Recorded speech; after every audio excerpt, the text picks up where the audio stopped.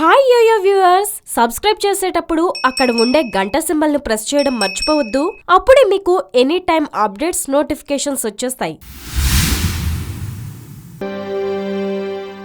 5 రాష్ట్రాల అసెంబ్లీ ఎన్నికల సర్వే ఫలితాలు కాంగ్రెస్ పార్టీలో గుబులు పుట్టిస్తున్నాయి. కేంద్ర ఎన్నికల సంఘం ఆదేశాల మేరకు గురువారం కొన్ని చోట్ల జరిగిన రీపోలింగ్ తర్వాత పలు సర్వే సంస్థలు వీటిని ప్రకటించాయి.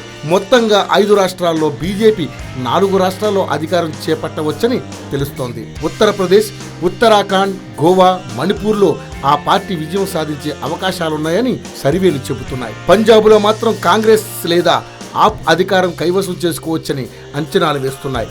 5 రాష్ట్రాల ఫలితాలపై దేశమంతా ఆసక్తికరంగా ఎదురు చూస్తున్న ఈ తరుణంలో ఒపీనియన్ పోల్స్ పై ఒపీనియన్ చెప్పడానికి కాంగ్రెస్ ఉపాధ్యక్షుడు రాహుల్ గాంధీ నిరాకరించారు. ఉత్తరప్రదేశ్ శాసనసభ ఎన్నికల్లో బీజేపీ గెలవబోతుందని ఎగ్జిట్ పోల్స్ ఫలితాలు వెల్లడించిన నేపథ్యంలో గెలుపు తమదేనని రేపు మాట్లాడుకుందామని ధీమాగా చెప్పారు. బీహార్లో ఎగ్జిట్ పోల్ ఫలితాలు తప్పు అని రుజువైందని చెప్పారు. సమాజ్వాదీ పార్టీ, కాంగ్రెస్ కూటమిదే ఉత్తరప్రదేశ్ అధికార పీఠమని స్పష్టం చేశారు.